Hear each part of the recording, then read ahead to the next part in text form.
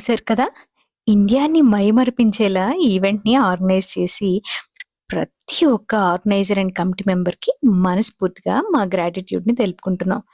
చాలా కష్టపడి ఆర్గనైజ్ చేశారు. అలానే ఫుడ్ కూడా చాలా స్పెషల్‌గా ప్రిపేర్ చేయించారు. సో, ఈ వీడియోకి ఇంతేనండి. నెక్స్ట్ రేపు జరగబోయే నిమజ్జనంలో మళ్ళీ కలుసుకుందాం. ఈ వీడియో గనక మీకు నచ్చినట్లయితే తప్పకుండా సబ్స్క్రైబ్ చేయండి, షేర్ చేయండి, కామెంట్ చేయండి.